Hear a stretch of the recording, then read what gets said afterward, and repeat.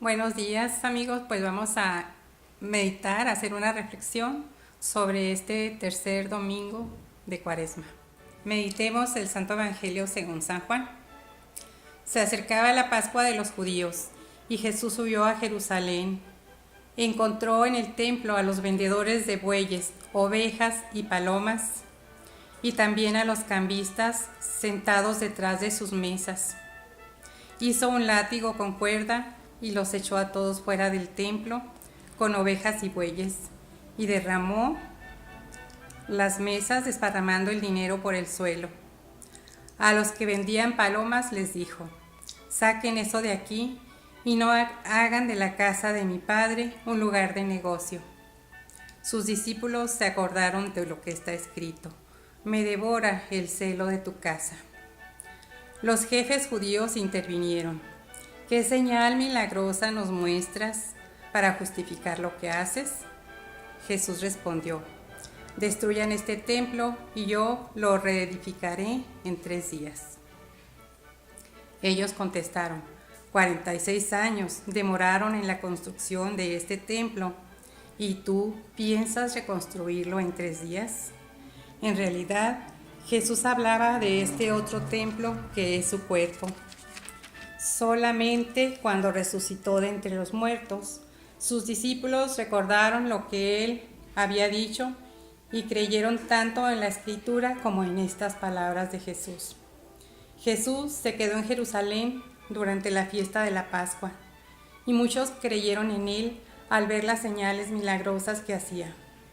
Pero Jesús no se fiaba de la gente, porque los conocía a todos y no necesitaba que alguien le informara de los otros, porque él sabía lo que hay en el hombre.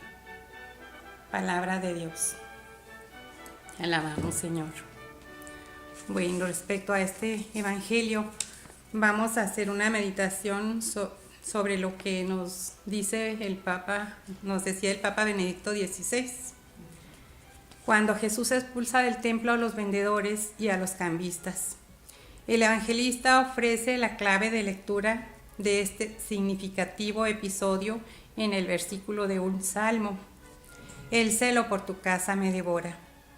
A Jesús lo devora este celo por la casa de Dios, utilizada con un fin diferente de aquel para el que estaba destinada.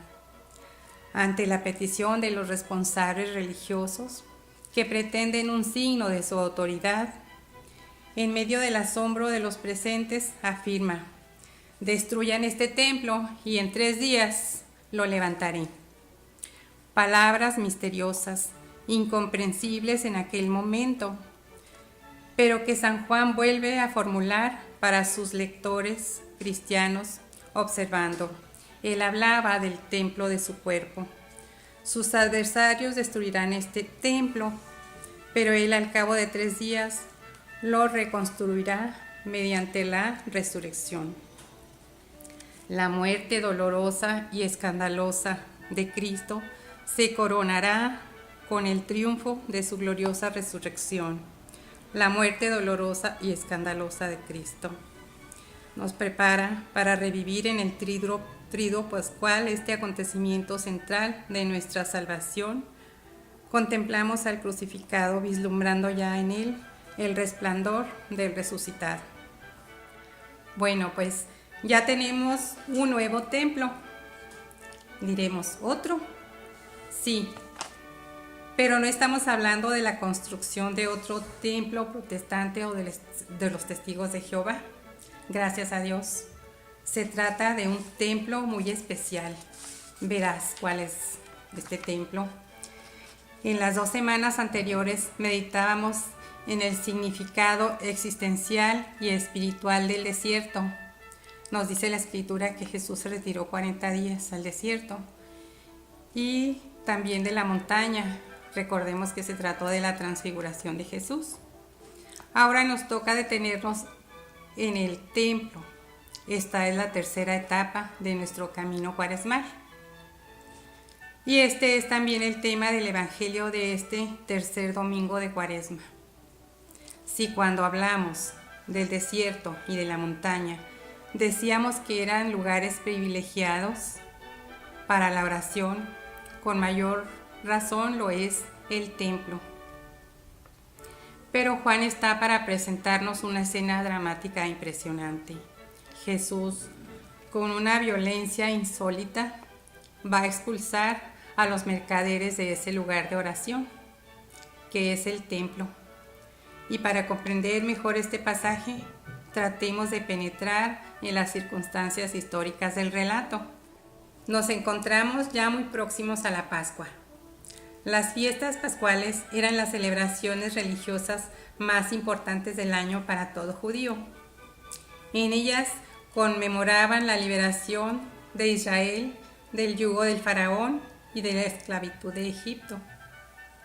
Recordaban con gran solemnidad y regocijo cómo Dios, aquella primera noche santa de Pascua, había pasado por las casas de los egipcios, matando a todos los primogénitos, desde los hombres hasta los animales, tomándose venganza de los falsos dioses de Egipto, sin que los israelitas sufrieran ningún daño.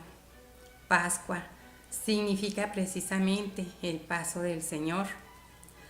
Aquella noche inmolaron el cordero, símbolo de la liberación y del sacrificio ofrecido al Señor. Yahvé.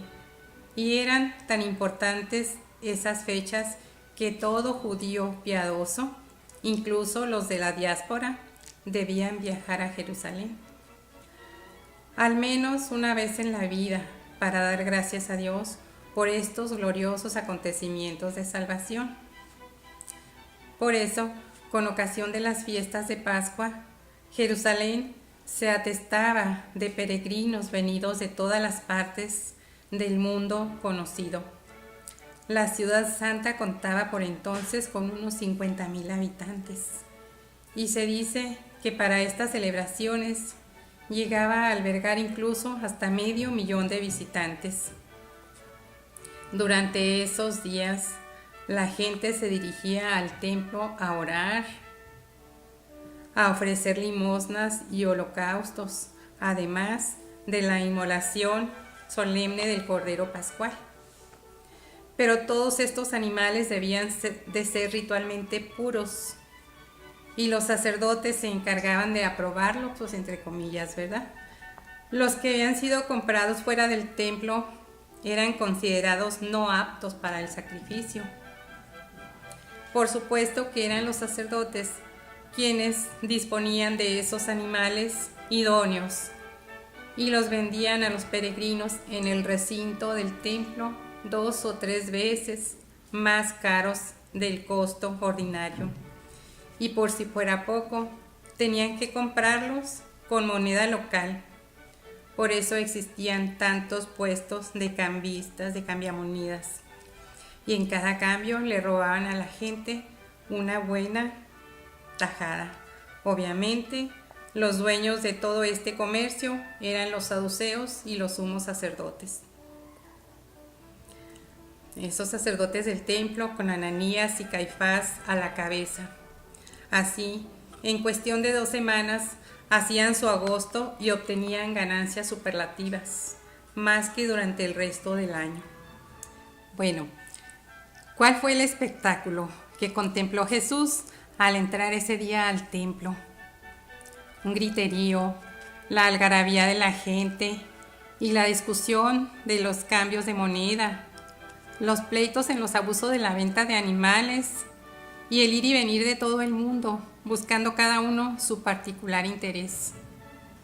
Los mercaderes, los vendedores de animales, los guardias, los peregrinos, el templo de Dios, literalmente convertido por sus propios ministros en un mercado, en una cueva de ladrones.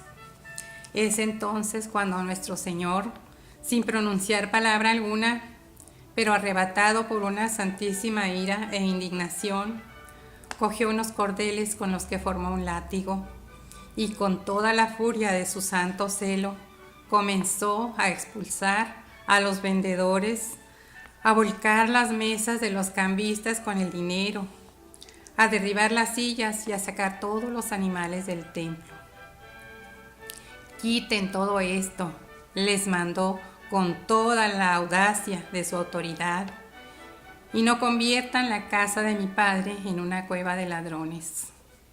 Pues vayamos a nuestros días actuales, muchachos, en que vamos a misa, fijémonos bien cómo vamos a misa, con qué intención vamos nosotros. Si la moda, pues dicen que de la moda lo que te acomoda, pero a veces vamos desvestidos o vamos criticando. Meditemos con qué intención vamos nosotros a la casa de Dios, ¿verdad? Para que no se convierta también en eso. ¿Qué diría Jesús con la forma en que vamos a recibir a su cuerpo y su sangre? ¿Qué diría Jesús en la forma en que vamos vestidos? ¿Qué diría Jesús en la inmensidad de nuestra fe o nuestra poca fe? Entonces preguntémonos, ¿qué dirá Jesús a esto? El templo era la casa de su Padre, y ellos, los sacerdotes, que se creían los puros, los perfectos, la habían profanado con sus robos, con su avaricia, con el tráfico de sus injusticias y de sus arbitrariedades. Esos mismos, los jefes religiosos, quienes se supone que tenían que acercar a la gente a Dios.